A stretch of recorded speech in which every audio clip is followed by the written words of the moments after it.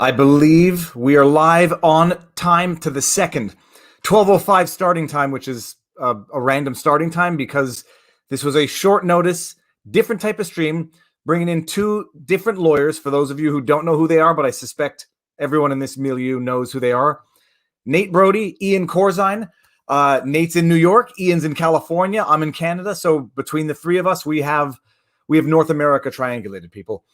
How is everybody doing? First of all, noon time, so we're going to have a different crowd and we're going to have a different style. It's going to be a good one. Hold on, before my computer goes dead, I should probably plug it in.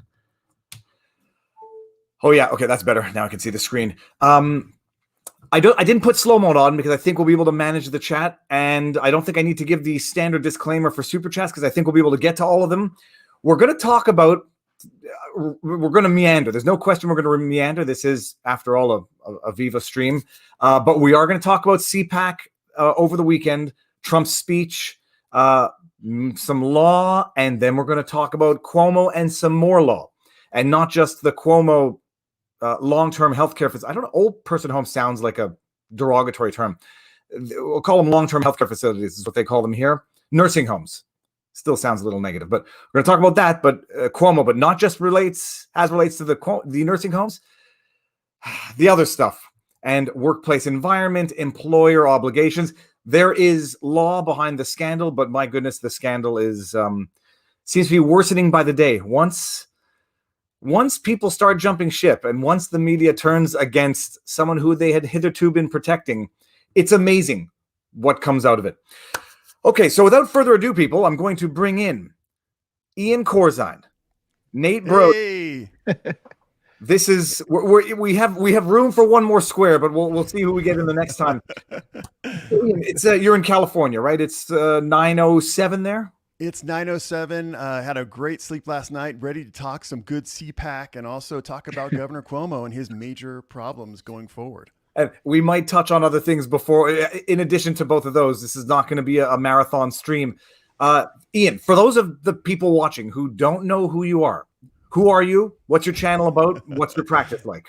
Yes, my name is Ian Corzine, of course. I'm your social media lawyer. I help creators protect their channels, protect their accounts, and also get them brand deals. So basically, I'm a creator lawyer. I help them understand the rules of social media and then navigate when they lose their channel, let's say, or when they get a big offering, they want to do a deal, but they don't know the legal technicalities. I help them with that and really get them the best deal possible.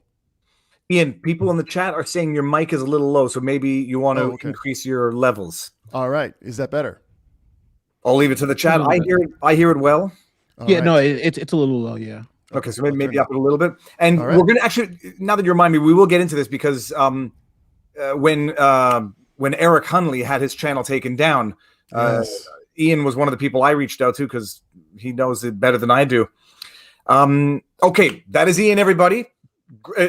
And Ian, talks about a lot of stuff on his channel: copyright, trademark, yep. All sorts of YouTube rules and Instagram rules. Yeah. Anytime there's like a YouTube legal thing, I'm going to Ian's channel to see what did they say, how do I work it. Thank you, Nate. This is actually a very funny thing. When Eric Hunley's channel got taken down and I started searching Google to say, how do you reclaim your channel? One of Ian's videos popped up. And then I said, geez Louise, I may as well reach out to Ian. Nate, the lawyer. I think everybody knows who you are, but tell the crowd in case there's newbies in the crowd. Hey, I'm Nate, the lawyer. I used to be in law enforcement for about 10 years. Then I became a prosecutor for about a year. Then I taught at a law school for a couple of years. And I started taking private clients. I transitioned over to YouTube with the help of Viva. He's been helping me out a lot, just getting my mind right on how to do this. And as of right now, I take more, the wonderful thing about YouTube is it's allowing me to take clients both pro bono and not really have to worry about them paying me.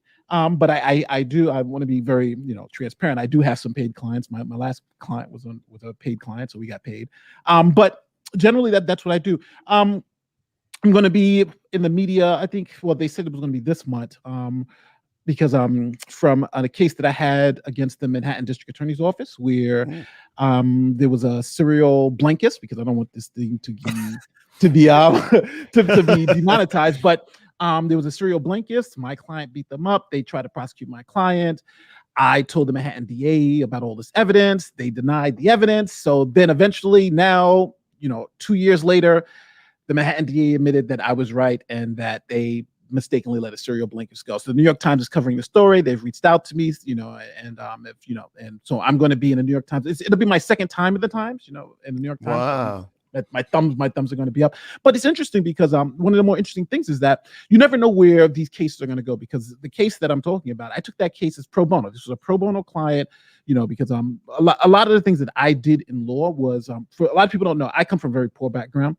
So a lot of the people who are in my community, they go to jail because they don't have a good attorney. If you have a good attorney, you generally don't go to jail, but they generally do. So a lot of times people in my community, they'll come to me and say, hey, I've been arrested for weed. I've been arrested for some drugs. I've been arrested for this. And I'll go and I'll represent that person just so they can have good representation. And honestly, I've never had a problem. Most of the time it's going to be thrown out, because really what you need is just somebody who's dedicated to that particular client and that client's needs, instead of just kind of pushing him through. So that's kind of just what I do. I'm really focused on YouTube, but that's actually not a quick, it's like a 2-minute synopsis of what I do. So. Well, if anybody wants the 1 hour breakdown, Nate and I did the first live stream together. It's over a year ago now, where Nate went into detail into his childhood up to becoming what he is today, and we talked about it for a long time, and it's an interesting listen. If I can find the link and I'll post it, but it was a good one. And a side note, very interesting also, when Nate and I first met via YouTube, 800 subs, Nate. Yeah, I had like 800. That was about a year ago, right? About a year ago. It's been an amazing year. Ian, I was trying to jog my memory. I don't remember how we met, but I know that it was through YouTube. I just don't remember how we met. Oh, Ian, you're on mute. Ian, you're muted. No, Ian, you're still muted. You're still muted. You're muted. All right. Oh There my you God. go. I got to learn how to do this. My God. A boomer, as they say. Yeah, well, Viva, you and I met, of course, through No Small Creators, and there was one point in time we had a meetup. I thought that you were going to try to make, but we didn't end up making it, and so we just did. We text back and forth and just kept it up. So I've been really happy to be your friend for these last 2 years now. That's amazing. 2 years with the No Small Creator, and yeah. Oh yeah, that's fantastic. And I'll read this chat. It's WP woohoo Viva on a Monday morning. Love Nate Broady too. Gonna have to hear Ian out. So, if you can hear me, I will say this. When I first saw Ian, it was the whole COPPA thing, right? Because I was just, and I'm gonna say, when I was like, this guy is just like, I was like, this is the guy, So it's interesting now being on the stream, but your COPPA stuff was amazing, man. And I saw it when it blew up. So so yeah, if you guys haven't checked out Ian's stuff, you guys gotta go check it out. It's fantastic stuff, bro. Thanks, Nate. I really appreciate that. And the same goes to you. I love your streams. I love your in-depth analysis. You really get to what I call the heart of the matter, and I appreciate that.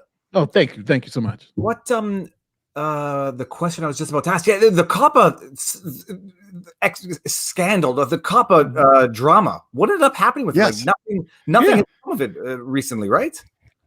Yeah, in short, I don't want to say nothing, but what children creators did is they adapted.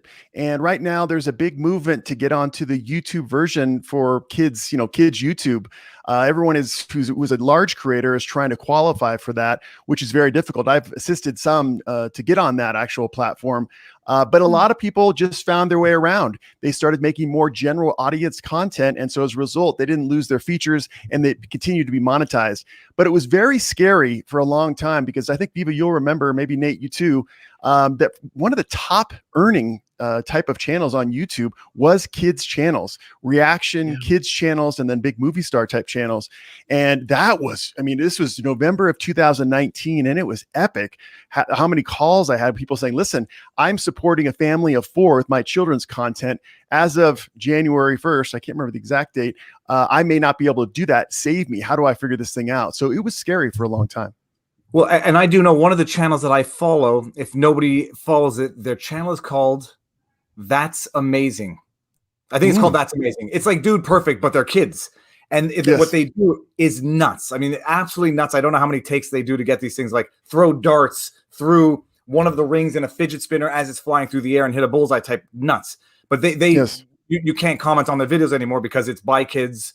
And I believe it's by and large, geared towards kids. So there's no comments, and there's some features that are not eligible, if not on all of their stuff, on the vast majority of it, which ruins a bit of the feel of it. Like, people like communicating with their creators, but they've worked around it, and they're killing it anyhow. And by the way, No Small Creators, Cody Warner. So if anybody is not familiar with this, No Small Creators was another content creator who's sort of like a Casey Neistat type content, was featured on Peter McKinnon, and he started a hashtag called No Small Creators, which was basically people taking pride in small channels. And that's where we met. Yeah. Yeah, it's awesome. Now, so let's see here. We got, more barrister voices, Viva. Yes, what the world needs is more lawyers. Not. People make the bad Shakespeare jokes, and people hate lawyers. But and I go to the old joke that 90% of lawyers give the other 10% a bad reputation. Lawyers are loathsome people a lot of the time. But the world needs them. But the world needs, the good ones to deal with the good bad ones.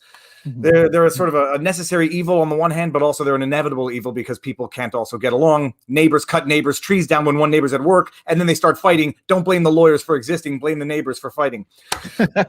Okay. On that note, do we get into this? Let's do the CPAC. Yes. Okay. So who did you guys watch? All of Trump's speech. I mean, that's the big thing that everyone was talking about. I watched. Did you, Nate? I watched most of it. It was. I don't know. I have mixed emotions about it because on one end, I did appreciate seeing him again. And I know that's going to sound kind of weird, but it was good to actually see him again, see him back in that, and his Trumpism, just giving that speech, saying the things that he did. So that was pretty cool. But it was kind of like the same thing, and going after Biden. So it was political, but it's going to be interesting to see how things kind of unveil themselves in the next couple, because now I think there's two kind of fights. There's fights against the Democrats, obviously, in these policies, but then there's also going to be fights with the Republican Party about really gaining control in the direction that the party wants to go in. So, it's going to be interesting to see how this all plays out. But I think Trump, I think the speech, for what it was, fed the base, got the points that he wanted to get out, and got the talking points that he needed to get people to rally behind. And I think it put Trump back in the position of leader of the party. I think everybody else saying that they want to lead the party, who's the leader of the party, I think that speech yesterday solidified. This is still Trump's party. This is who we're going to be following. Yeah. Just to give some background, this was a conference that's been going on since 1974, Conservative Political Action Conference. It is the place where the leading conservative, I guess, candidates, you could say, talk and try to go through a straw poll and try to win. And Trump has won, I think, since 2017, he's won this straw poll. I was not super impressed with the speech because I think it repeated a lot of stuff that he's already said before. And additionally, I don't think there's anything new to offer except for one thing. And I don't know if you guys saw it, the discussion about voter ID. Viva, did you see that? I saw it. Yes. I saw that. I saw a couple things that were new, but we'll get to that afterwards. But go on with the voter ID. Well, I just was thinking that was kind of a new emphasis that he was putting on, and he actually kind of turned it a little bit. He said, boy, when the Democrats had their political convention, they required ID to get in. So why don't we require ID to vote in America? And so I thought he made some good analogies and some good points. I've actually made a couple of videos, or at least one video, on this very subject, talking about the need for at least an ID to present it to election officials in order to vote. So I like that portion. It is. I'm Canadian. We have to show a piece of ID with sometimes a new letter, not a new, but like a recent letter, a utility bill, to show that you have photo ID and that you're still at the address on your ID. And nobody thinks twice about it. We have a multicultural society in Canada. Nobody raises the standard arguments as to why you should not have voter ID, which are typically, the accusations that it's racist policies or it penalizes certain demographics. We have a multicultural society in Canada. Those arguments are never raised and nobody questions it. Mm-hmm. Australia, it's the same type of thing, a relatively multicultural society. Mm-hmm. And nobody outside of America understands how you can have voting without ID. I think I speak for the international community. I'll let the chat let me know. I hate to be the bleeding heart liberal here, but let me bring it up, Nate. There it is. But I agree. I don't think the argument's ever been about voter IDs, right? Because no matter what state you go to, you got to identify yourself before you go vote, right? They just letting people come in and just vote. Obviously, there's some identification process. It's the extent of the identification. Like even here in New York, where they're totally against voter IDs, you still have to sign and somebody checks your signature against it. Now, my signature was 20 years ago. My signature doesn't look anything like that new signature. So I can just put anything down there. Nobody's checking that, right? There's really no identification. But I think the fear here in the United States is that things like the voting test back in like Alabama, where no one could pass that test, right? That's the fear. That's the fear that everybody is trying to stop. And they're saying voter IDs are the same. The left equates the voter IDs to the voting test for back in the days, which are not the same. Nate, I just want to bring this something up, and I didn't hate to be a contrarian myself, but actually that's not really true. In California, especially, you literally need an email address to be able to register to vote. That's it. Wow. So it's not just the same as, there's minimal ID requirements versus strenuous ID requirements. No, in multiple states, including Florida, California, and to a certain extent, New York, there is virtually no requirement. So I do think that that's a good step in the right direction for the Republicans, because I think it's something that actually Democrats and Republicans can agree on. But I always say this. I think it's ridiculous to have no voter ID requirements, right? I think we could all agree with that, right? Who are you? You know what I'm saying? You can be from anywhere. That just doesn't make any sense. But I think the liberals, to get those black votes, right? It's identity politics again, right? If we can just claim this policy, which makes sense to everybody, is racist, then okay, then we have another talking point. I do agree, though, in some of the voter ID issues. Let's say, for instance, if you're saying someone has to pay for an ID before they pay to vote, that I think is an issue, because you're talking about a poll tax now. I got to pay for an ID if I don't have money. So, if as long as you give the IDs for free, that's fine. But, other minor issues like that. But I think I think only an insane person would say we shouldn't identify voters, right? It just doesn't make any sense. Well, so I think we all agree on the topic, but I just don't think we all agree on the process. Well, I've seen the arguments played out. I have American family, and the issue is, even if it's a free ID, some people have greater difficulty obtaining an ID, even if it's a federal ID, because some people don't have, some people are homeless. And then how do you get an ID if you don't have a domicile? There are solutions, but there are. But to hear, by and large, certain groups saying it's going to penalize certain classes. I mean, I think back only to the soft bigotry of low expectations, where you have one demographic saying this is what we're doing to protect another demographic because it's too hard to get photo ID, or it's too hard to get a government ID. And I find that argument, not that it doesn't matter that I find it offensive, I find it incongruent, and I find it potentially an excuse to hide the political agenda behind the policy. But when you're talking about, on the one hand, and this is where it comes to what's the word, cognitive dissonance. Yeah. Voting is a constitutional right. Nothing should come in the way, so we shouldn't have voter ID because it would impede a constitutional right. The same people then say Second Amendment constitutional rights, voter ID, severe restrictions, registration. Oh, lo and behold, in one context, we don't want to impede the constitutional right. In the other, we basically want to undermine it. So it infringes our rights too. To have people who don't have ID, it infringes our ability to actually control who's in office. Yeah. Yeah. So and it was voter ID, but it's another good example, like the border walls, and where people are against border walls and fences in one context, but then quite clearly live behind them on in other contexts. It is when politics guides the reasoning and is not the outcome of the reasoning. Yeah. I agree. Did any the hubbub of the CPAC? I heard this before I saw it, which is why I like also watching things after. Trump clapping as he entered the stage, and people were saying, "What a narcissist!" There was one thing. I think it was Brian. I know. This is the news I heard, but admittedly, I'm following Brian Stetler on Twitter. That's your problem. I know. But one article, they brought him a full-length mirror, and there was a picture of him looking at himself in the mirror before walking on stage. And people are like, throwing out the narcissist diagnosis. What kind of person does this? And then they say, he's clapping and applauding himself as he comes on stage. I thought he was, when I saw that, the entry after having seen the news, I just thought he was applauding the audience, and I thought he was applauding the moment, but maybe I'm biased. I agree with you. I didn't think that had anything to do with him being a narcissist. I do think that, the opening line, "Did you miss me?" That was kind of funny. I was laughing to myself thinking, is he asking that question to the mainstream media? Well, see, I think he was asking it, and this was my big takeaway is, I'm not saying this to be mean, and there's no but.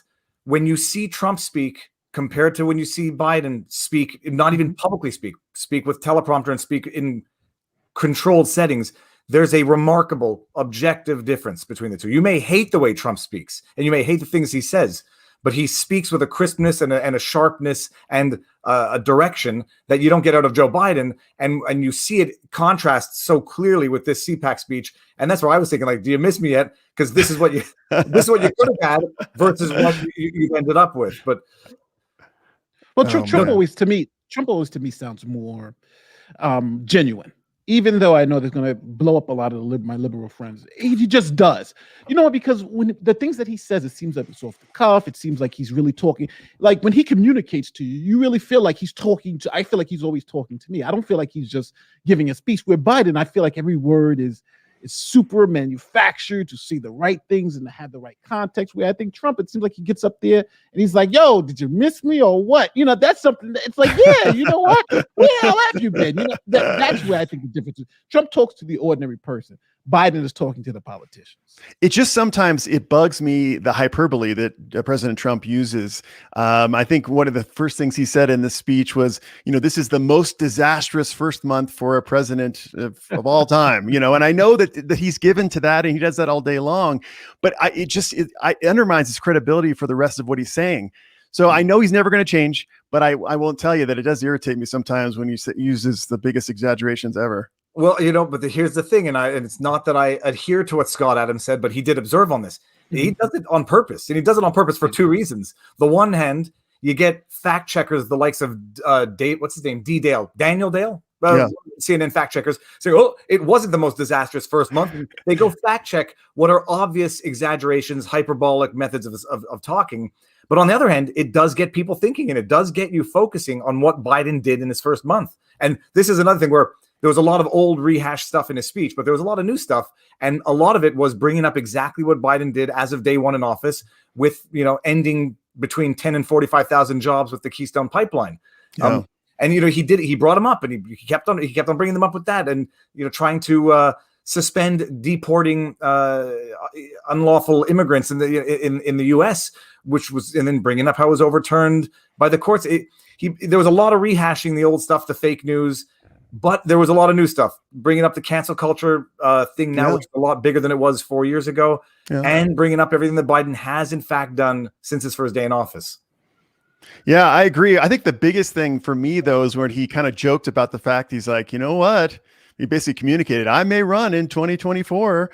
What do you guys think about that? President Trump is going to be 78 years old, the same age as President Biden right now. Do you think that's really true, or I think he's just kind of teasing us? I think he will run. I think obviously he will run. I think if he is not the likely nominee for the Republican Party, I don't know what the politicians or the pollsters are thinking. I think Trump has two great things going for him to run again. Number one, he has 74 million people who think that he lost this time because he was robbed. So that's going to make them energized to vote again. Where I think Biden is going to have to, the energy to get Trump out of office is not there anymore. So now Biden's going to have to run on his record. So I think the dynamics in 2024 will be different because people have short memories, right? And what happened, what Trump did 4 years ago is going to be a distant memory 4 years from now because it's all going to be about what Biden did. And Trump is going to remind us of the good times and the bad times. So I think at the end of the day, will Trump run again? I think he possibly will, unless, his health is failing him or something like that. But I do think that at the end of the day, the Republicans have an issue because if Trump does run again, you do have this split in the Republican Party that you still got to deal with, And if that split continues, then you could have a situation where you can still have, Trump, the Republicans can win everything, but the presidency because the party's still split. And we're going to see Mark Hargis. Look at the fish in his hand. That looks like a beaver fish. If I'm going to guess. Oh no, that actually maybe oh, not cod. It's redfish. That looks like a redfish. Join for Viva. Stayed for Nate and Ian. That small-looking head bun on your head makes me cringe. Much love, Viva. Come down to New Orleans. Good fishing in New Orleans. Trump is, if his health permits, he's running. And if he doesn't, if he gets a little too old, a little too tired, I predict he might acquire a media company between now and 2024. One of his kids would run, probably Ivanka, because I think that she would be the most charismatic for the world stage. And he would use the newly acquired media platform and the 75 million people who are following him to have his voice on the world and have his own Twitter-like platform where he's no longer welcome there. Viva, what do you think about the possibility of Candace Owens making her way in the next 4 years up there?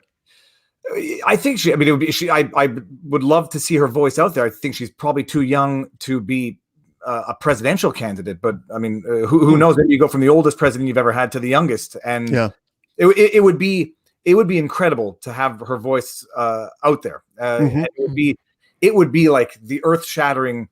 It would be the earth-shattering event that everyone, the Hillary side, wanted in 2016. Yeah, it would be monumental. Yeah. Owens versus AOC. But I think I do think they're too young. I mean, I don't think you need to be 78. I think you should probably be anywhere between 45 and 60. Have some more life experience and some more life experience for the job, but start somewhere. So maybe Candace starts somewhere and then moves up. But you can't go straight to president. That would be unrealistic in my. Well, Trump did. Trump was straight to president. But I'd say like life experience and business experience, and having operated businesses, even if you think he ran them into the ground 3 times or 6 times, whatever, that makes for something different. It was my problem with Trudeau. Not that my politics weren't my problem with him at the beginning, but they sure as heck are now. But no meaningful experience except for name and a father, and it shows in how you govern a country when you've never employed people, when you've never run a business to see how it works from beginning to end, when you wouldn't, you can never fully appreciate how disastrous certain policies will be.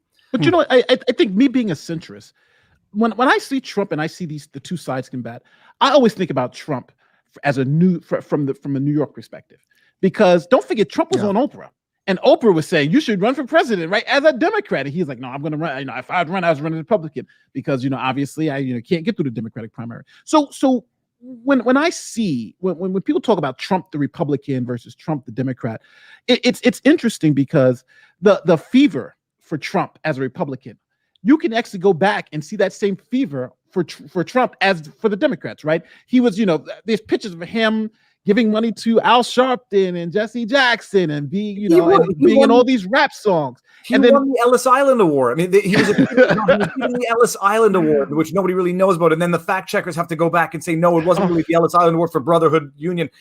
Bullcrap. I'm sorry. He was never a racist until he ran against the Democrats. But that's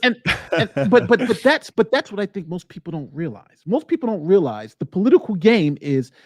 Think about Trump. The thing now. Listen, so everybody's clear. I'm never going to vote for Trump. I hate Trump. It's just not happening.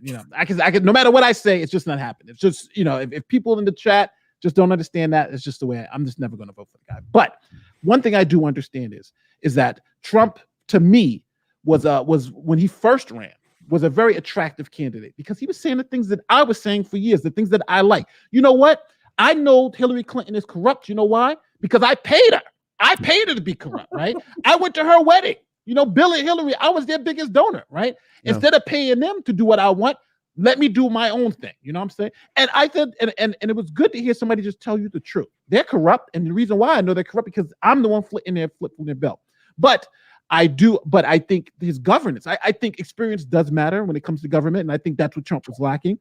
But going back, when people say that I support President Trump or I'm a Trump supporter, I don't look at them as a bad person because that the same Democrats back in the days that were supporting, they supported the same guy. Yeah. And now they want to villainize the people who support him now. It's insane, but again, it's the way politics are nowadays. And I'll just to give the 360 in both sides now, because one talking point is Trump was never racist until he ran against the Democrats. The other obvious retort is he didn't say the things he said until he started running against the Democrats. So for 30 years.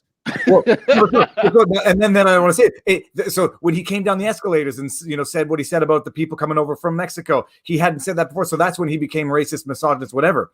But the flip side talking point to that is true. He had never said that, but those were statements that Democrats had been making for the decade before, talking about border control, talking about who let in. So it's just that the politics changes depending on the candidate and not vice versa. So when he was saying things that Clinton and others and Democrats have been saying for decades, but when you want to vilify someone, you just flip the script, and now it becomes racist. And by virtue of him having said things that Democrats have said, doesn't matter. That's racist to say now. So it's the easiest way to discredit a person anyhow is just to go after one of the isms or the. But that's what I think have the left so upset about Trump. Because he won't let you go after him like that, right? Say he's a racist, it's like nothing, right? You can say he's a sexist, it's like nothing. You can say all the negative things, he just denies and confronts them, and he will not be canceled. And I think that's the strength and the things I like about Trump is I do like that fact that so what? I said it, and I'm still going to go for it. The Access Hollywood, this. Now these things that he said are some of those things are horrible, but the fact is. People make mistakes, and it always reminds me of that biblical story about Jesus with the prostitute. He who was without sin cast the first stone, and we've gotten to the point where we're all casting stones at people, forgetting that we're sinners ourselves. And I think that's the one great thing I would say about Trump is that he's the one who's actually pushed back on that one mistake, one bad tweet, get your career destroyed. No, it shouldn't be that way. People are human. We make mistakes. And that's what we should be talking about, not just trying to destroy people because they made one mistake. I will plug this book all over and over again. John Ronson's So You've Been Publicly Shamed, which breaks down and analyzes the examples of social shaming, public shaming, cancellations. And the interesting thing about the story is the people who did not allow their public shaming to destroy them. Justine Sacco, that race car driver, I think is Max Weber. I forget the names. The people who refused to let the public shaming destroy them had a philosophy, they had an ideology, and they had a certain grit where they just, I don't care. I'm not going to let you destroy me. Trump has it for good or for bad. I mean, you love it or you hate it, depending on who you are. But now I want to. So just going to bring this one up. The Engaged Few says, before you get behind Candace Owens, check out the story behind a doxing website she tried to start called Social Autopsy. I think I know something about it, but not enough to talk about it now. I was going to ask you, Viva, did you see, and also Nate, did you see his talk concerning breaking up of big tech? What are your thoughts on the monopolistic powers of these big companies or lack thereof? You know what I think. I mean, I think it's been over the top for a while. Deplatforming a sitting president. Oof. In normal circumstances would be an act of war on the government. They got away with it, which and I suspect they got away with it because at that point, Trump has different plans. It's atrocious. It's over the top. We're not even being governed by government now. We're being governed by unelected big tech. So I understand, but Viva, are you saying that because they can't, or they didn't cancel, they took away President Trump's ability to tweet, that they are a monopoly and that they need to be broken up? Is that what you're saying? I think they are objectively a monopoly. If the threshold is 75 to 80% of market share, they're objectively a monopoly. I think they're beyond a monopoly. I mean, I don't know how you break it up. You can make Google sell YouTube. There's going to be cahoots among even unaffiliated, unconnected corporate entities. It's not because Google owns YouTube that it's somehow different than if you break them up. They're still going to work together the same way Twitter works with Facebook and YouTube and Google. So. But aren't we already effectively seeing a breakup of technology in the sense that the proliferation of the larger platform or smaller platforms like Telegram and Parler, MeWe, people are moving away and taking away the power of Facebook, YouTube, and Google. Do you see that coming? Do you think government intervention needs to take place? Nate, you want to field it? I don't know. Again, I'm going to go radical left here. Crazy Nate. But I'm just going to be honest. I think I don't think they're monopolies. I don't think they're monopolies. I don't think they're monopolies in the sense of let's say a Standard Oil or an AT&T, right? I believe, unfortunately, what we have here is we have let me try to flush this out. There's a difference between a natural monopoly and an unnatural monopoly. A natural monopoly is a monopoly that, let's say, if I invented the computer, and I invented a computer and I sent it out there to the market, then I have a monopoly on computers. We have a whole office, a copyright office, right? Mm-hmm. and trademark office, right? That's for people so they can have monopolies over their ideas and things they invent. So we have a system where somebody invents something, they have a monopoly. Facebook and Twitter and all those people got into the business and said, we're going to invent these ways of communicating with people, right? So they had a natural monopoly. Now, generally, when we talk about Facebook and Twitter and all those other places, we're talking about their maintenance of this monopoly, and they could turn a natural monopoly into an unnatural monopoly. And I think there are some elements of their maintenance, like for instance, with Facebook buying WhatsApp and buying Instagram, right, to maintain their monopoly over the social media space. That I think are tactics of monopoly. But at the end of the day, what we're talking about, even if you have 100% of the market share, that doesn't trigger the automatic analysis that you are a monopoly. It's what you're doing to maintain that. And I think when it comes to Twitter and for Facebook, as long as we have options, if you just type in social media networks on Google, there are a whole bunch of options. But why don't people go to those options? Is it marketing or something else? I think at this point, to call them monopolies is a little much. But I do understand when you have the power to cut off a sitting president, to cut off the country of Australia, right? Facebook just, we're cutting off Australia. Australia doesn't exist. I do think that we can have some controls to maybe to when you do have this sense of market share, to maybe put some regulations in. But I'm someone who's just really against regulations. I don't think more government's the answer. Right. I think less government's the answer, but I think making the marketplace fairer so more people can play is the answer. So if you're asking me more regulations, I disagree with that. If you're asking me to change the marketplace so it can be more inclusive, I'm with that.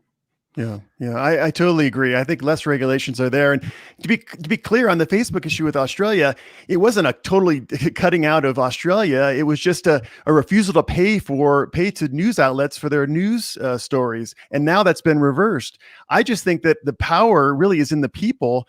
And what we need to do is move away, just like Viva Fry's doing with Rumble. I mean, he's blowing up on Rumble because he's saying, listen, this didn't work for me. I'm moving on. Well, here's the problem. I'm going to bring this one up here. They're absolutely a monopoly, but I don't think government intervention is the best solution. No. Well, here's the thing.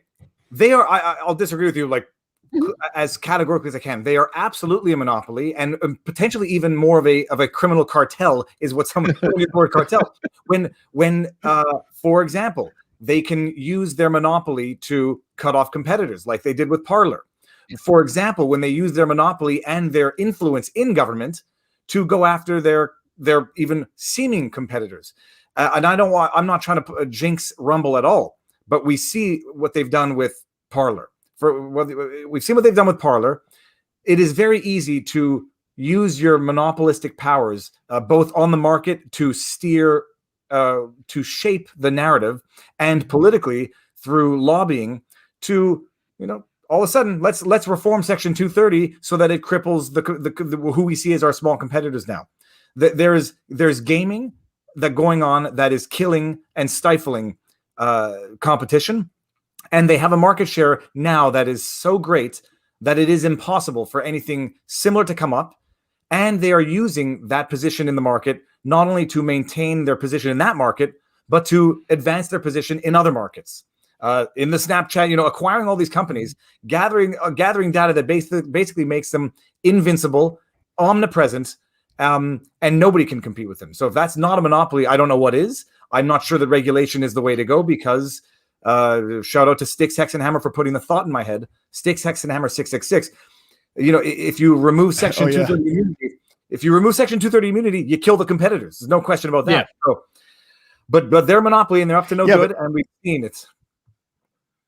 Well, I just wanted to say one last thing. I'm not a huge defender of mainstream social media platforms at all. I just say that I think we need to be careful when both the Republicans and the Democrats now are calling for a complete repeal of Section 230, and they're both calling for the government to institute legal actions against these social media platforms to beat them down, and they have interfering motives. I'm much more for a free market to control, and I don't see. Listen, you talked about the Parler thing. That really stinks, but that happens. I hate to justify things, but that happens all day long in Wall Street business. I mean, you think about Amazon with diapers.com. They just shut them down inside of 6 months. So I'm not saying that corporations are right. Matter of fact, I think that corporations are too big.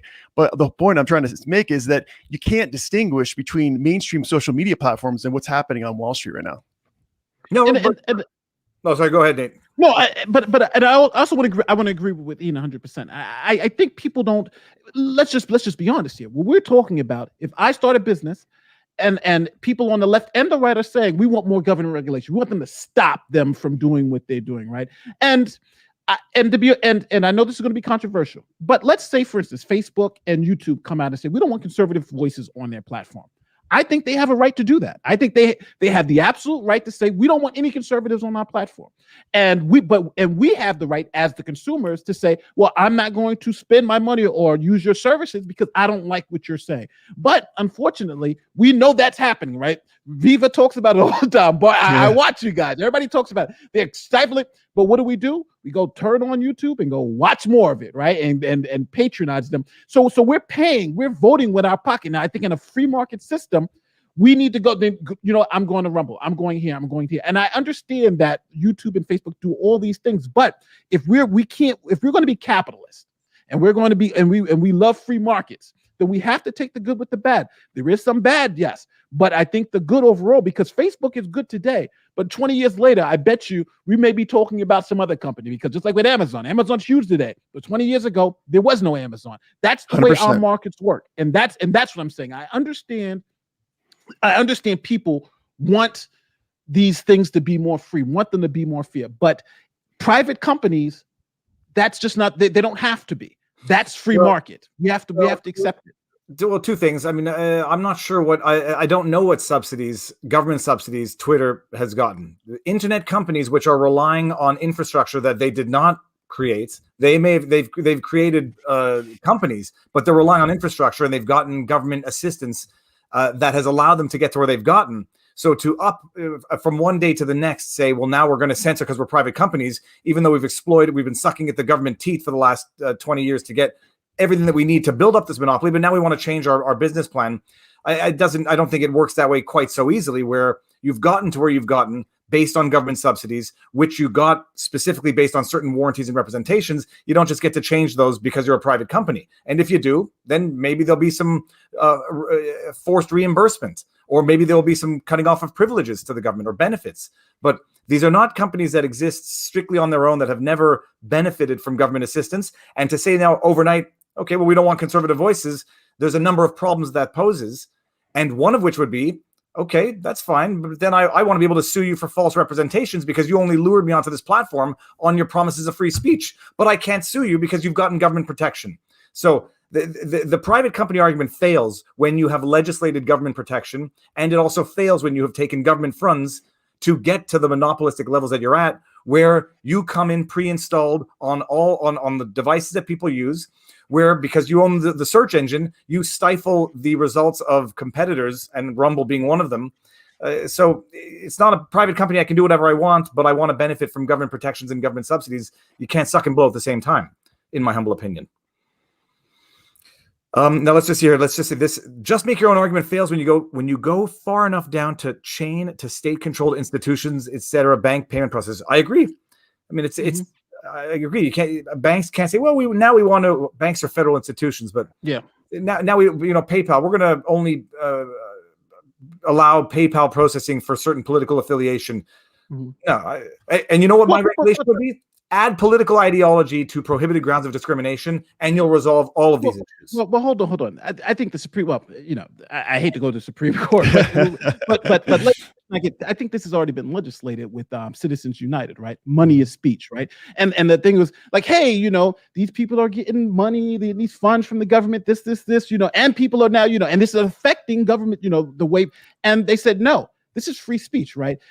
Private people can do things that unfortunately the government can't do. If the argument is, hey, because they take government money, right? This is just because, like, say, a welfare recipient, just because they take government money doesn't mean they have to. They can't discriminate privately, right? Because they're taking, the government's helping those people out, but that doesn't mean they got to let everyone in their apartment, right? Because they're taking government funds. The people in the projects who live on who the government are paying for their housing, they can say, hey, I don't want you in my house, right? Because you're black. They can say, tell me that, and I can't go in there. Why? Because just because you're getting some type of government assistance doesn't mean you're now a government entity. But I do understand the frustration, because you're saying, well, they are getting these benefits, 230, for instance. But I'm saying, just in a legal manner, if it's illegal to do something, that's different.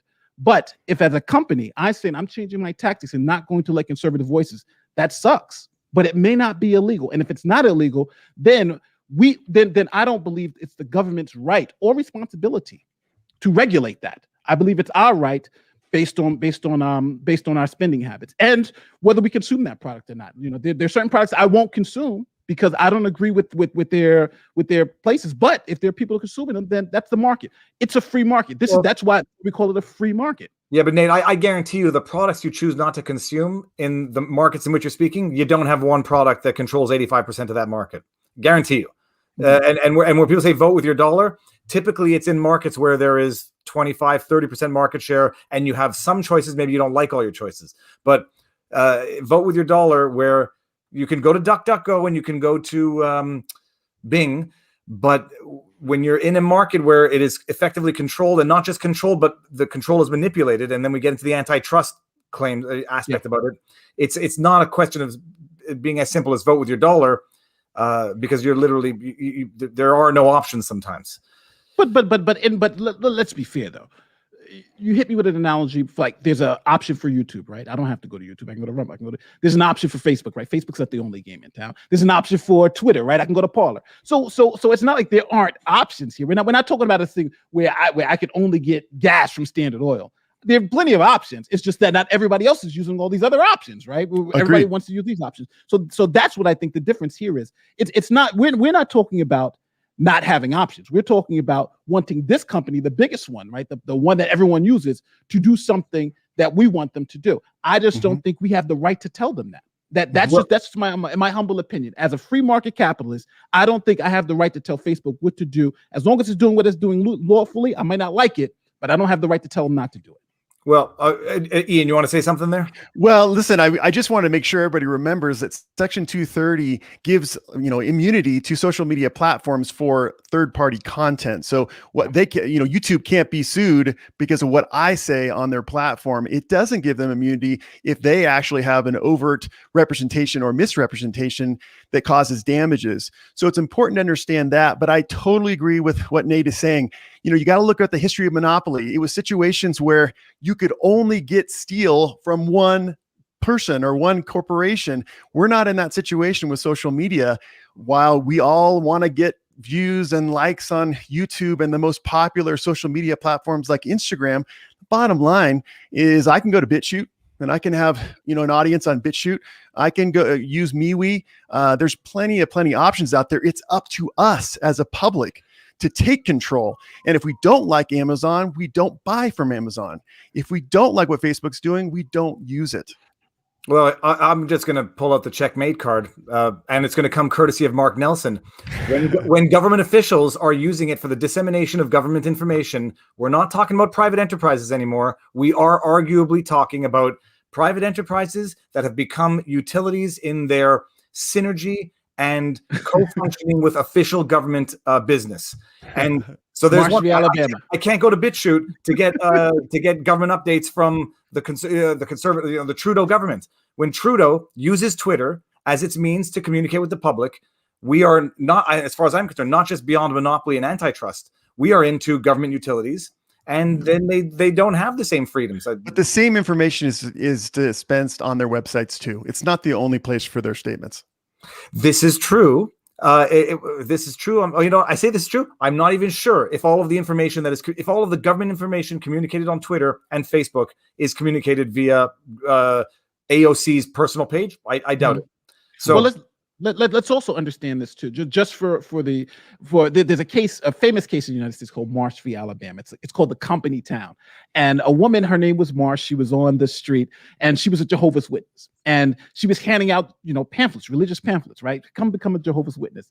And it's interesting because the police, they came, they said you can't hand out these pamphlets. They said you're trespassing, and she said, "What are you talking about? I'm in a town." Come to find out, the whole town was owned by a company. They had police, they had everything. It was indistinguishable, right? You can walk onto the town from the highway. It was like, this was a company town. And the Supreme Court said in a situation like that, right, where the sewers, the police, the fire, everything is, just like a regular town, then yeah, that private company has to be treated like they can't discriminate because it's essentially the government.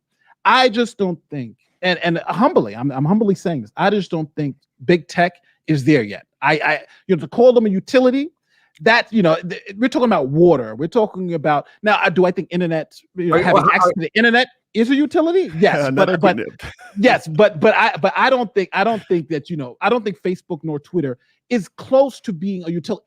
And again, this is American law for Marsh v. Alabama, because Marsh v. Alabama was really where else are you going to get the water from? Where else are you going to get your electricity from?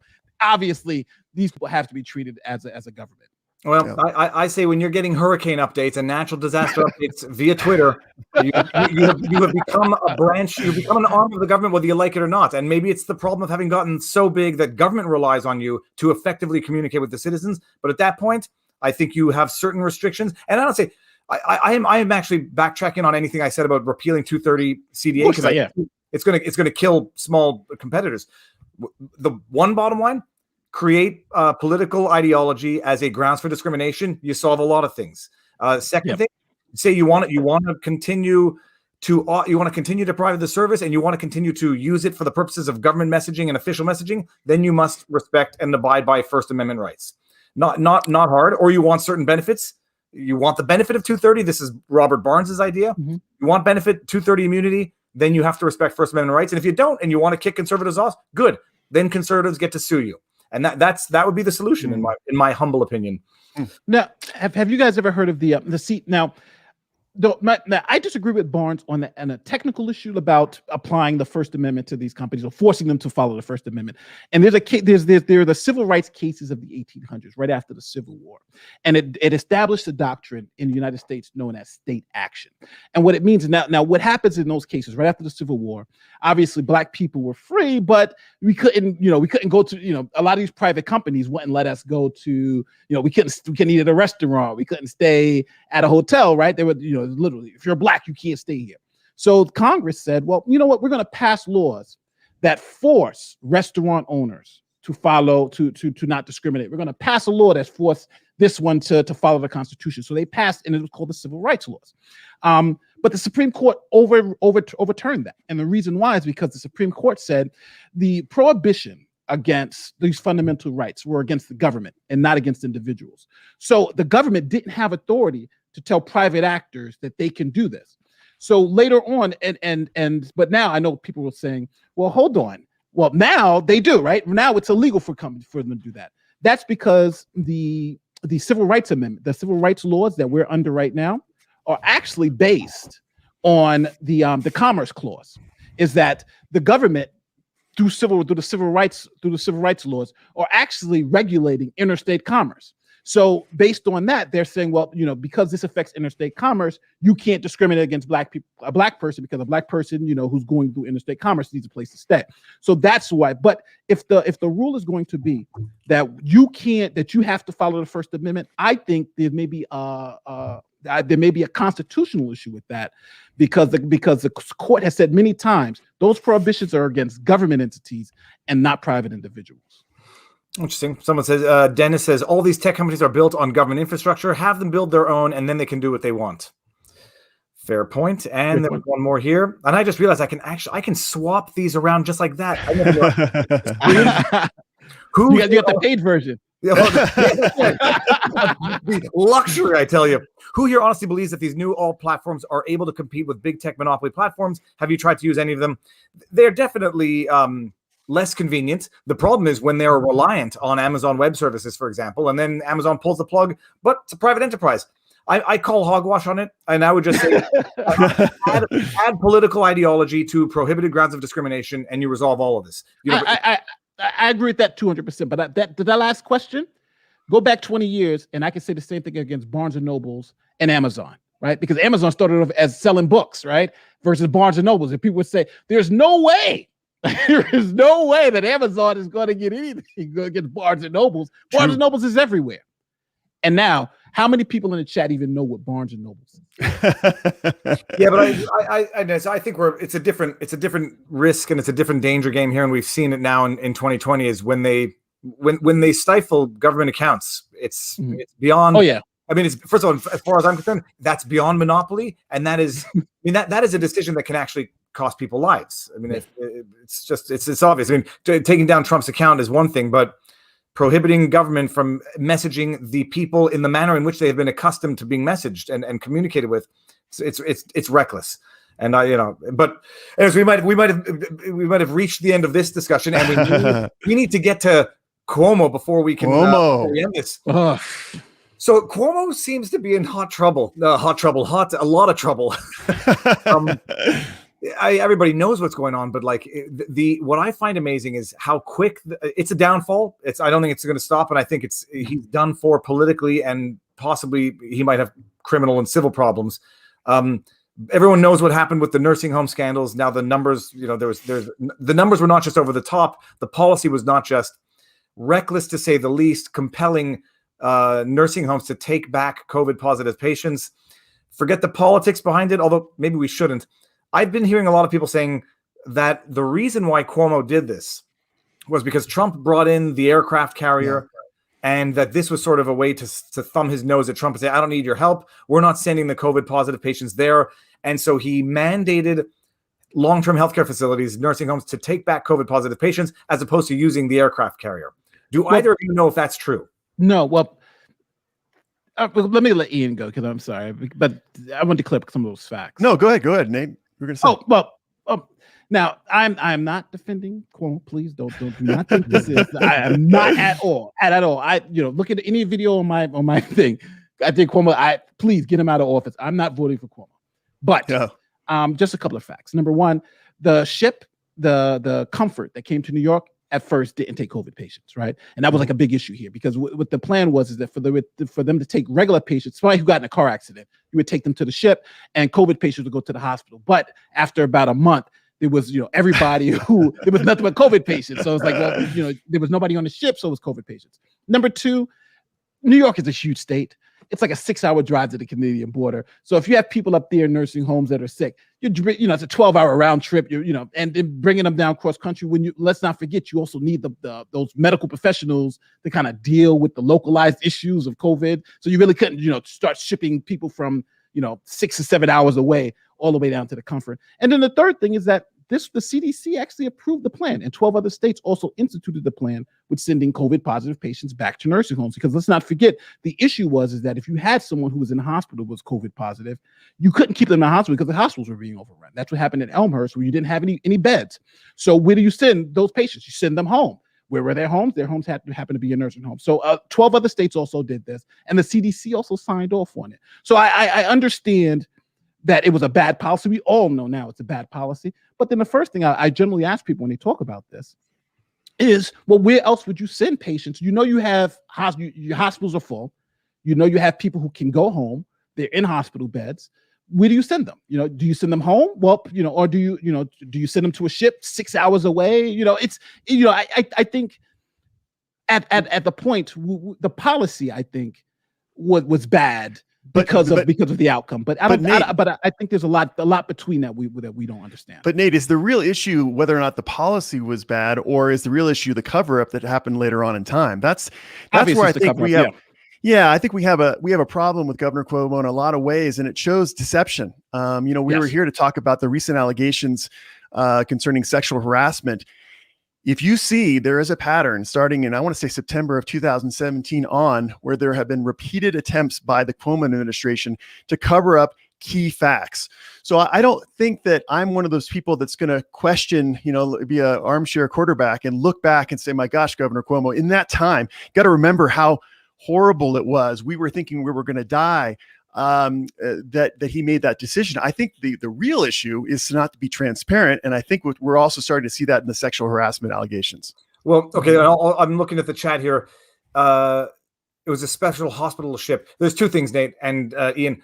It was not rocket science from the beginning to know that you don't send them back to nursing homes, because even in the early stages, that's where the outbreaks were occurring. So it's common sense. And whether or not 12 other states did it, and if they're Wolf's Pennsylvania and Whitmer's Michigan among them, and maybe Gavin Newsom's California, the fact that other states did it, as far as I'm concerned, they're equally culpable. I don't know about when the CDC had what recommendations, but it was common sense from the beginning. And I was, not the first to say it by any means, but we were saying it in March of last year. And, if the alternative is, what do you do between sending a COVID positive patient back to a nursing home where, in Quebec, that's where the outbreaks were happening, because when everyone shut everything down, you had limited staff working multiple nursing homes and bringing the virus from one nursing home to the next. We had no PPE because of whatever reasons we had out here, but by and large, it was an obvious thing not to do. And so I don't care other states did it. It's culpable. The cover up is a good point. And Ian, this goes to something Robert Barnes we always talk about. Yeah. Typically, abuse leaves patterns in as much as success leaves patterns. People do not become abusive cover-up liars overnight. They have a pattern of it, and they have a history of it. And we're seeing it with Cuomo. So we'll see where it goes. The cover-up is probably, I would say, I don't know, the cover-up's bigger than the crisis or the scandal. It's part and parcel of it. Whether it leads to criminal charges, we'll see. But now, what I find truly magical is when the media decides you're now an enemy. Oh yeah. All of a sudden, these things start coming up that everybody always knew, but no one ever said about. That video of Cuomo telling the reporter to, eat the whole sausage. It existed for a long time, and it's funny how it never got attention. But so, Ian, give us a breakdown on the sexual harassment. Sure. I always like to look at these stories from a legal point of view. So I kind of look at the law first, and then I go to the facts. But just to get to the facts real quick, we got 2 allegations of sexual harassment starting back in, I think, 2016 for the first allegation. One is Lindsay Boylan. She was a key advisor in the Economic Development Agency for New York. She alleged that, I guess Governor Cuomo had a crush on her. At points, he kind of worked to touch her back and sometimes her legs when there are meetings and things. There was a 2016 email in which Governor Cuomo mentioned that she was a better looking sister of another woman. It's kind of ambiguous, the wording there. And then there was also an allegation in 2017 that Governor Cuomo joked with her that they should play strip poker as they were flying back from an event in New York. And then, of course, the biggest one, and the one that kind of blew up about 2.5 weeks ago, was that he actually kissed this Miss Boylan in his office alone without her permission. So Governor Cuomo has denied all this. And he's also denied the next allegation, which came up last week by the person by the name of Charlotte Bennett, who's 25 years old. She was one of his health policy advisors.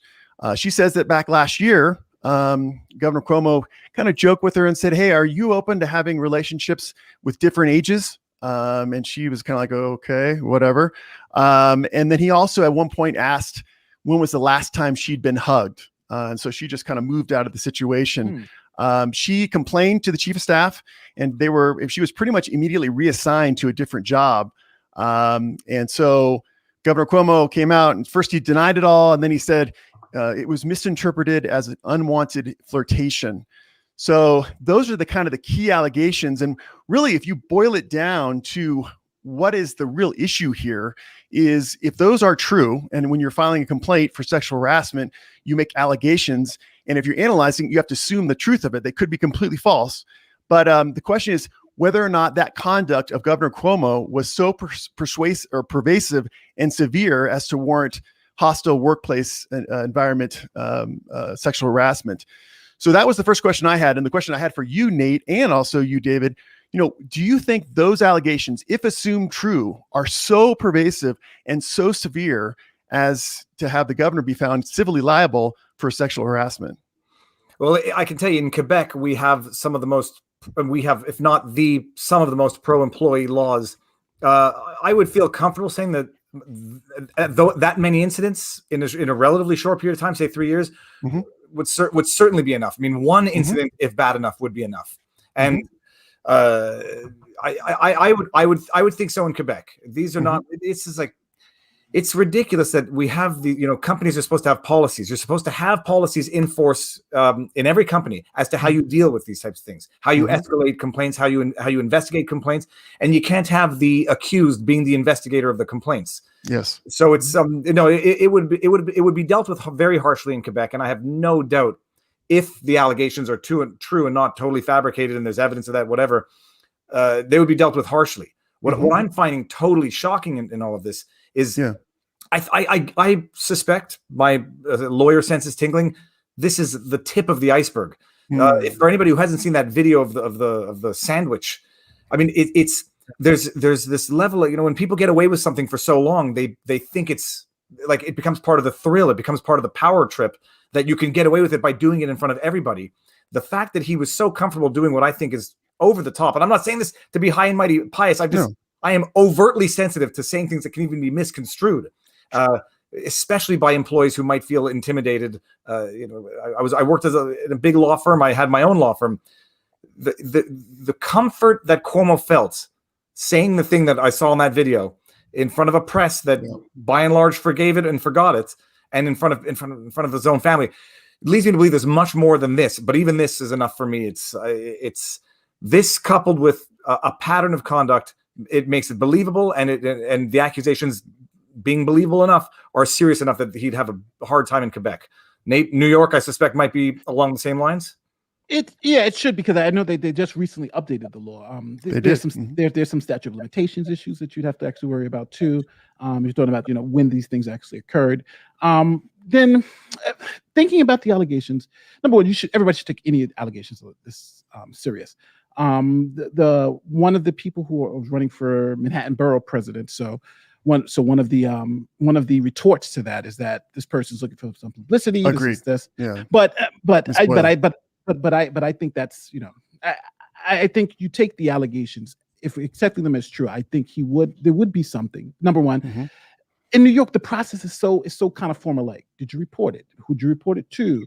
Who did you else tell? It just can't be their word versus his word versus her word. You need a little bit more. And if you have her saying this, and I know there were a couple of people, she said one of the comments was said in front of a couple of people. Those people said they don't remember those comments. So things have to be flushed out a little bit more.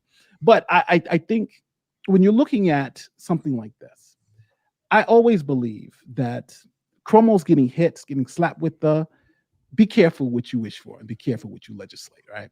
Because on one side, you don't want at one point, the lefts were making these allegations so flippant where anybody can say anything and a person was guilty, lose your job and pay some money and get out, right? It was like, I never met the woman. But then on the other side, and then we're always saying, no, these things should be investigated. But then I think on the opposite side, we can't just say, well, all allegations are false and just not take them seriously. So there is a balance here. At the end of the day, though, Cuomo, I think, he's always been like this, right? If you've been in New York, you knew Cuomo had this type of personality. Those things that are being said don't shock me. But I believe the problem is that when you present yourself as this impeccable agent of truth, honesty, and women's rights, and then the truth is that it's not, it makes it even worse when it comes that you're not. And I do believe these women, I do believe these things are factual, and I believe the state of New York may have to pay some money if they're investigated and found out to be true. So I'm with you guys 110%. I think these are serious allegations that need to be investigated. Well, that's just it. And that is damages. Under Title VII, when you're analyzing a sexual harassment complaint, there's an objective and a subjective side to it. First one is what Viva hit. And he said, listen, if I were in their position, I would feel uncomfortable with this, and that would hit that one component. But the second part is subjective, and that is, was there any emotional distress suffered? And that's where I think if I was the judge in this case, I would be wrestling with it, because on one hand, you have Miss Boylan, who Nate is exactly right, is trying to become, I guess, the borough president. I don't exactly know, U.S. representative, borough president. And so this is one way to definitely get in the headlines. And we haven't heard about this. This started allegedly in 2016, and now we're at 2021. Same is the case with the second allegation. So that is really the key. You've got to have emotional distress. And then at trial, you've got to prove damages from that. Did you go to a psychiatrist? Did you lose work? Were you sick as a result? And that's the area where we don't have much information on. So it could be at the very end of the day that these women cannot sustain and get a complaint, get a judgment on a complaint from this because of the emotional distress requirement. Well, yeah, I mean, that's totally going to be evidentiary if and when you get to a trial. The issue of, having these occurred in 2016, I'll call it the Weinstein phenomenon, is that once you see the pillar start falling, people no longer fear the wrath. Looking at Cuomo and looking at the way he talks to reporters and the way he treats people around him, you would be scared to come out before you started feeling that the tide was turning against him, where he's about to fall. Now you're not so scared about reprisals. The person running for office, you can always attack intentions. I tend to think, I think most people are going to agree, exceptions aside, this is not the type of publicity anybody wants and anybody looks for. I'm saying the alleged victims. So, she's running for office, true.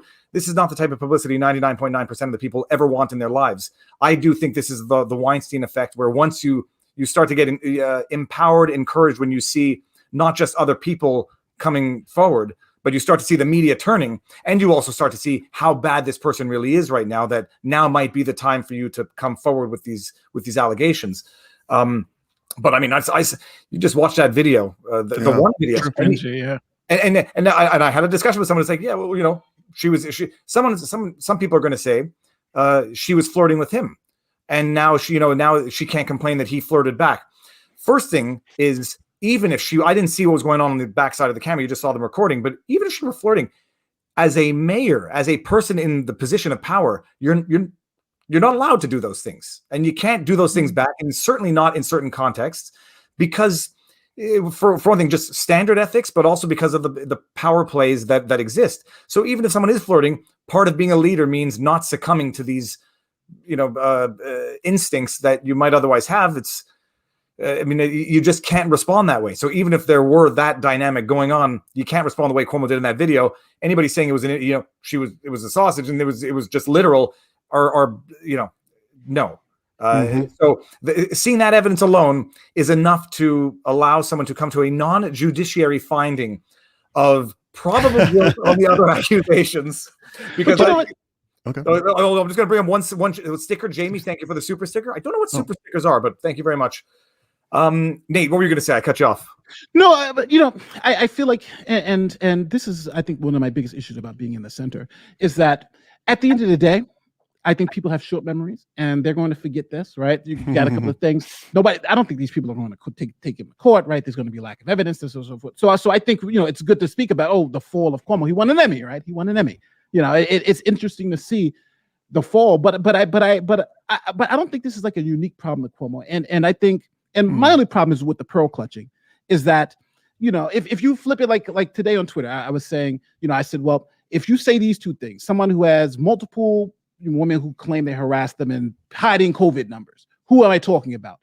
The people on the left are going to say Trump. The people on the right are going to say, the people on the right are going to say Cuomo, right? Because, Trump had like 15 allegations. He said the whole thing in the car, so it's like, it's to me, it's almost like this selective outrage, on one side. Okay, I'm this guy said a bad thing, and then but my guy said the same thing. Well, he's a good guy because you guys, it just is what it is. People have short memories. I think Cuomo will survive this because he has a couple more years in office.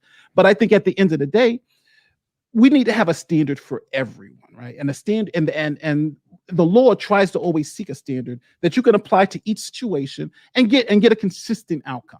And I think that when you play politics with these types of allegations, we're applying an inconsistent standard to individuals we like. We like this person, we'll be more forgiving of their sexual assault allegations, but we don't like this person. Guess what? We're less forgiving of that. And I don't think the law really kind of works that way. But I think, as a legal matter, Cuomo may have some issues, but I think as a political matter, I think we all kind of have to look in ourselves and say, if we're going to accept what we accept from one side, then we can't just sit there and pearl clutch and say we're not going to accept it from the other side, right? Because they're doing the same thing. I was going to respond to your tweet this morning, but I didn't want to look like I was dunking on you on Twitter. I know the point you were getting at, but like people said, when did Trump hide COVID numbers? I think there's a difference between what Trump did, which was trying to encourage optimism and say, call it downplay for lack of a better word, versus actually hide the numbers, which I don't think Trump did. And the other thing, Trump had a couple of accusers, and Trump had the Access Hollywood tape. That Access Hollywood tape, and I heard it at the time. When I heard that tape, I did not hear Trump saying it in the sense of this is what I have done. I heard Trump saying in the sense of this is what is done in Hollywood. This is what is done in these positions of power. And I'd say, unfortunately, Cuomo's proving Trump right, is that when people in positions of power get away with doing this all the time. So it's only a question of whether or not you think he meant it as something he has done, that you'll view him and that tape differently.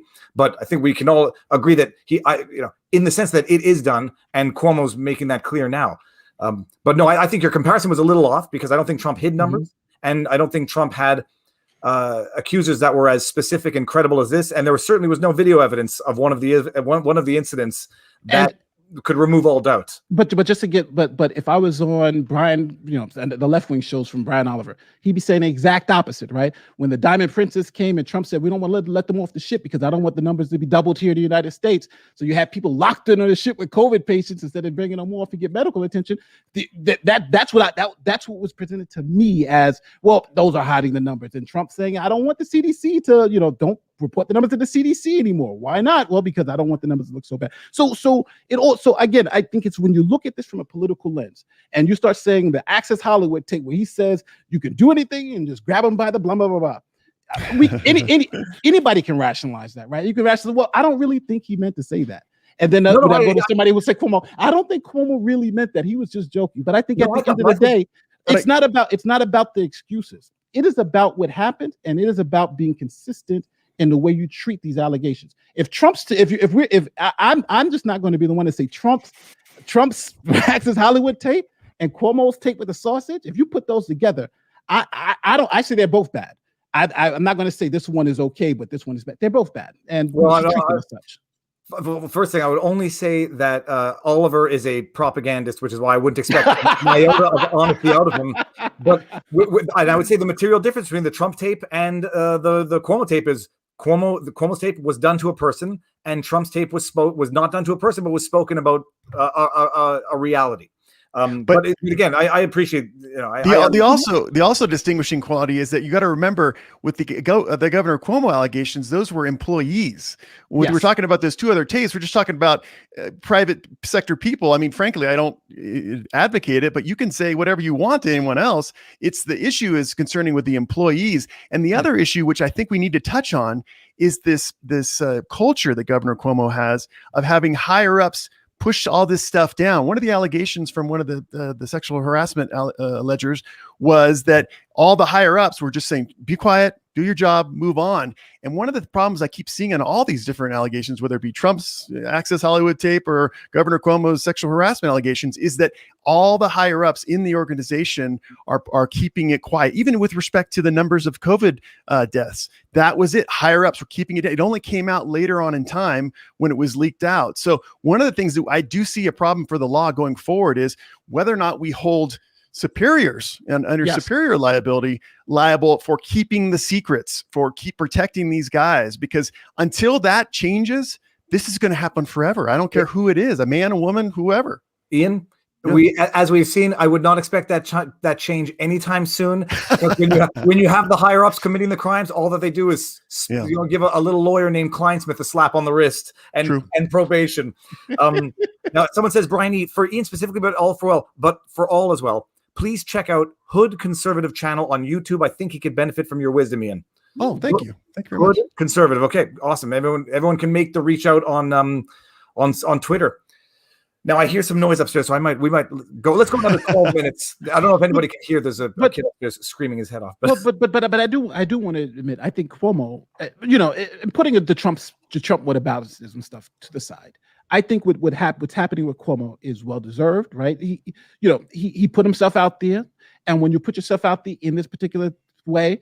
And, these people, I don't think these women are lying by any means. These were his close aides. These were people who spent time with him for years. They were asked these questions. They weren't sought after, and they said, yeah, these things happened to me. So just putting aside everything, if you're just looking at Cuomo and what he did, he made a mistake with the nursing homes. Yes, obviously. Hiding the numbers was not only a disaster. I think it was criminal. I think if he gave false numbers to the feds, he should go to jail, right? Because that's a crime. He shouldn't have been giving false numbers to the feds if that also happened. And I think lastly but not least, if these happened and he was ordering people to do these type of things, these women should get paid and he should lose his job.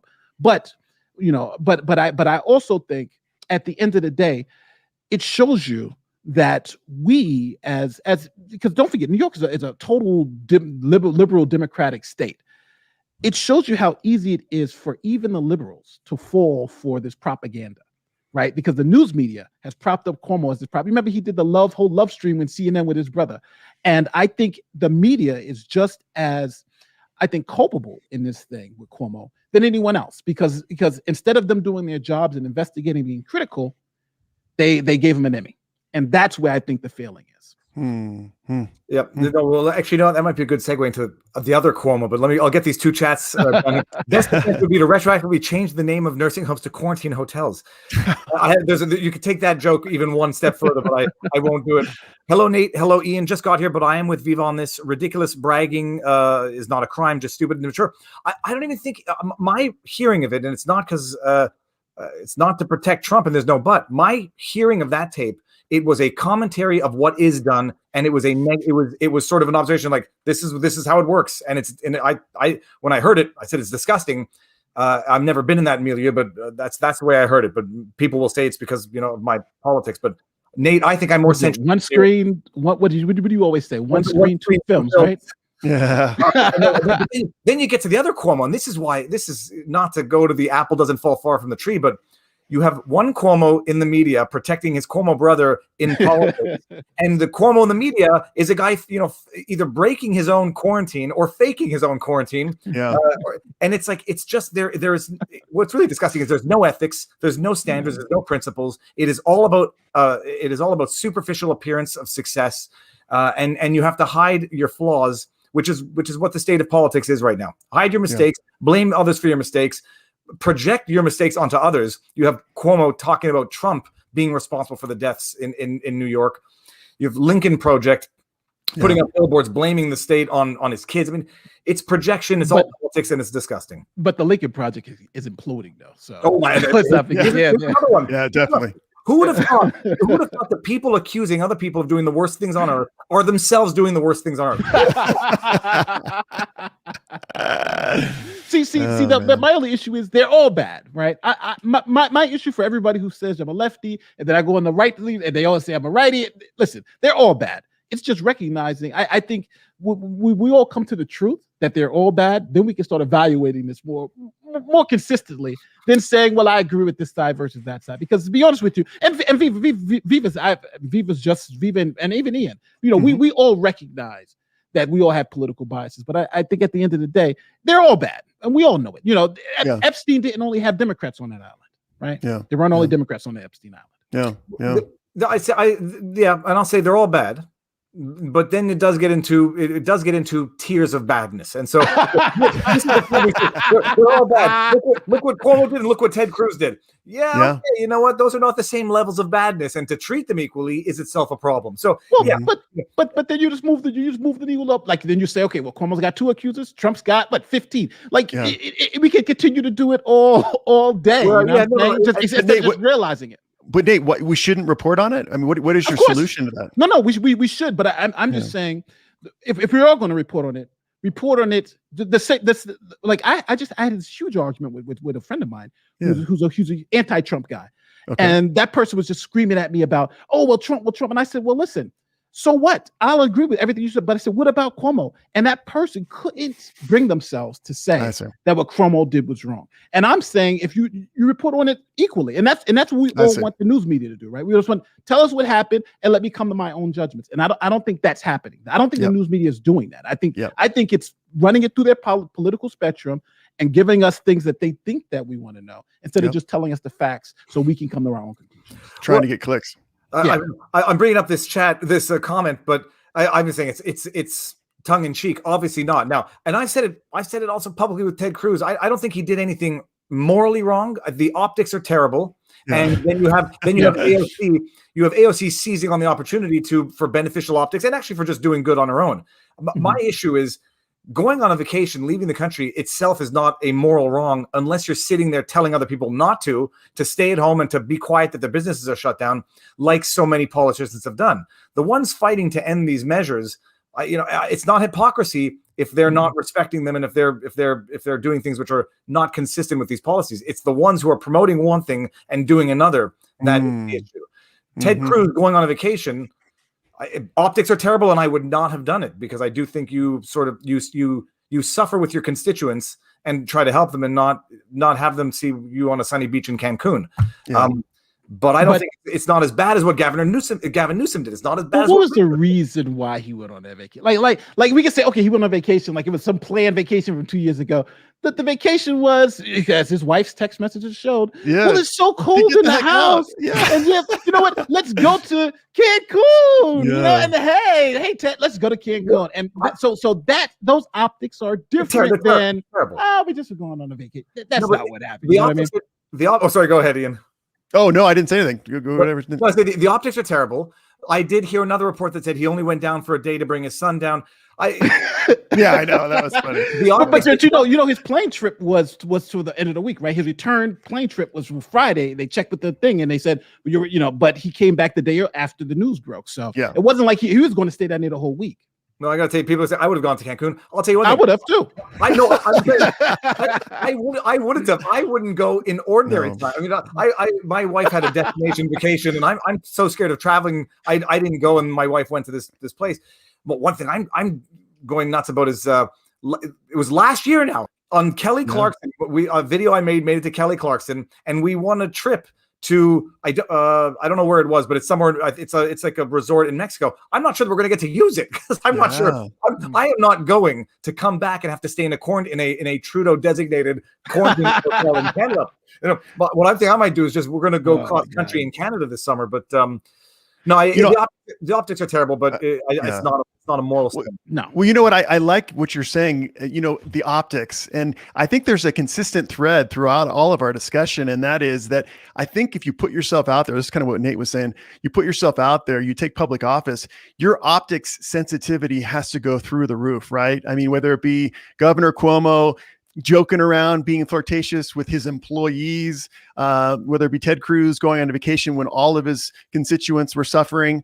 Again, I think it's one of the things that really needs to be hit home is that when you get to this public level and you get this level of scrutiny, you've got to be sensitive to the optics because you're going to get slammed in mainstream media. For sure.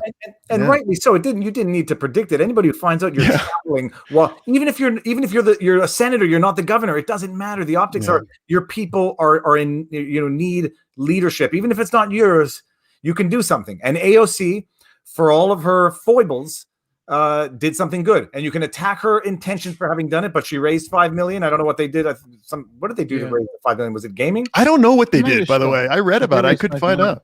I don't know if it was a Twitch live stream, and I'm not saying that to be joking because she has been bringing people over to Twitch, but no, she did something good.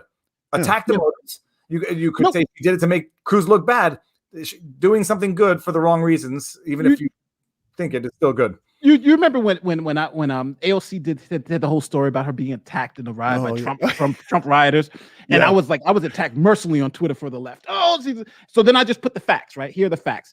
She was never in any danger. So when I laid out the facts, no left-wing person said anything. Yeah. But she is to me, AOC to the left is like their Jesus Christ. She can do no wrong.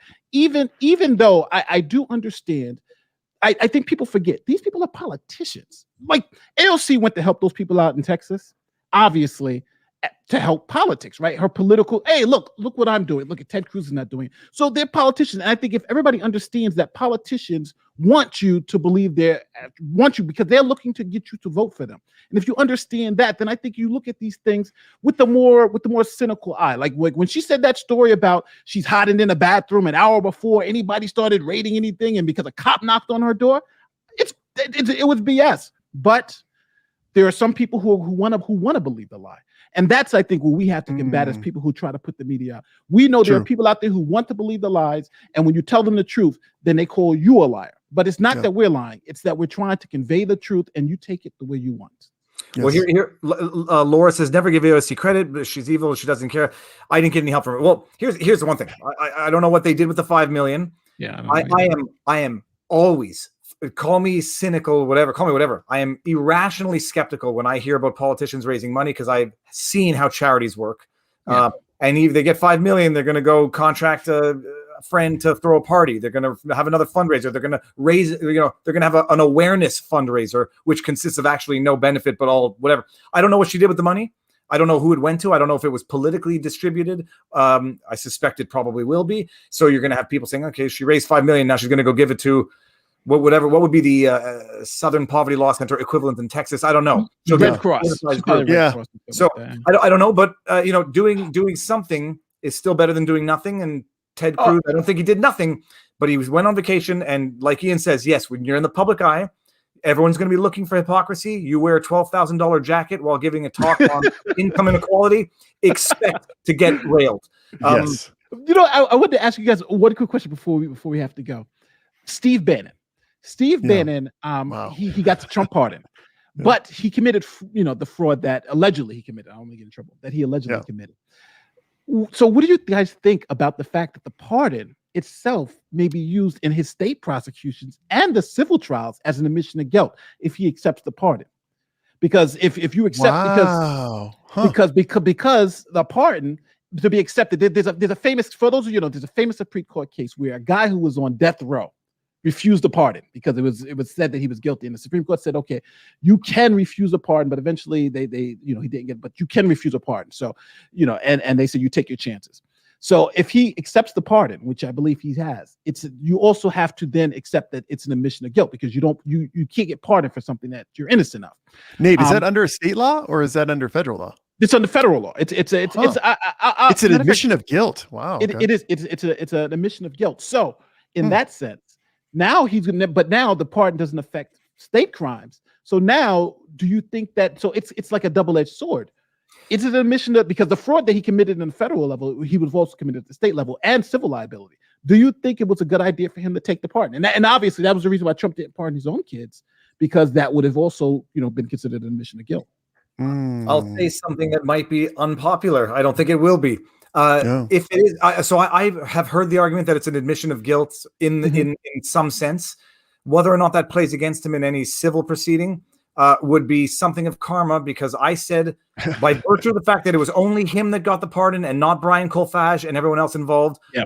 If it were me, I would like to think that I would have refused the trial with Colfage and the others. I'd like to think that I would do that because I think that that's the right thing to do, because I think it's objectively wrong for only Bannon to have gotten the pardon and not everyone involved in it, if anyone's going to get a pardon.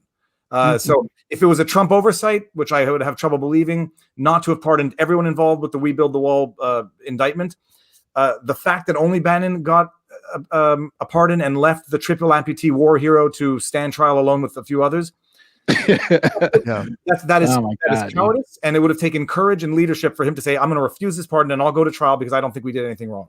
So we'll see where it goes civilly, but that's my take. I was not impressed that only he got the pardon and that he seems to have accepted it. Yeah. Yes. So, all right, people, 1 hour 32. Let's call it Ian. Okay, so Ian, yes. Where can people find you, follow you on the social media interwebs? Yes. Well, I'm on YouTube at Ian Corzine. I publish a video about twice a week. Usually do a live stream once a week. Also on Instagram and Facebook, all at Ian Corzine, Twitter at Ian Corzine. You come to me for advice on how to succeed on social media and how to avoid getting shut down by the mass market social media platform. So I'd love to see you there at my channel. And thank you so much, David and Nate, for joining me today. It's been awesome. Thank you. And we've been meaning to do this for a while, so I'm glad we got to do it. Nate, where can they find you? Hey, Nate the Lawyer. Just hit it in any search engine. I'm the only Nate the Lawyer on the planet. Thank God. Thank God. Except for there was like a professional wrestler like 100 years ago. So if you see that, check it out. It's an interesting story. But yeah, so I'm Nate the Lawyer. I usually I usually stay in the realm of law enforcement. and things of that nature. But I'm going to be doing more explainer videos. So like I'm doing one on American territories, which took me like now a week to research. And I don't know if you guys have this issue, but I'll start researching something for a project. And next thing I know, I started with explaining American territories, and now I'm like a week's worth into bird poop on the deserted islands for in the Guadalcanal Act. So it's like I'm like, oh my God, how did I get here? But hopefully it'll be fun and it'll be informative. So hold on, you might hear noise right now. I'm going to try to close this window. Oh, we're still here. Nate, I'm posting our first live stream. If anybody wants to go back and watch. Oh, it. good. Oh. It's been so it's a while back, but what was I going to say? Yeah, that was it. So hit the like button if you're still here. Hit the like button, share this around. But that's where you can find Nate and Ian, and hopefully Ian, I never have to shout out for help. I think I've been not. I take care of. I curate the channel very well so that I shouldn't have any problems. We learned from Eric Hunley. It was not a bona fide community guideline. Anything. It seemed to have been something of a glitch, potentially based on the discussion or maybe the giveaway, and it was all resolved. We got it back. That's great. 3 days, and better. Mm-hmm. Right? I told them from the minute it happened, you're going to get it back, and it's going to be a net positive. People are going to know who you are, even more after this. And luckily, it ended up that way, so I can claim that I'm batting 100. But gentlemen, thank you for coming. We'll do this. We'll do this again. We can switch around channels, and we'll do it again in the future. Everybody in the audience, thank you for tuning in. Enjoy the week and enjoy the rest of the day.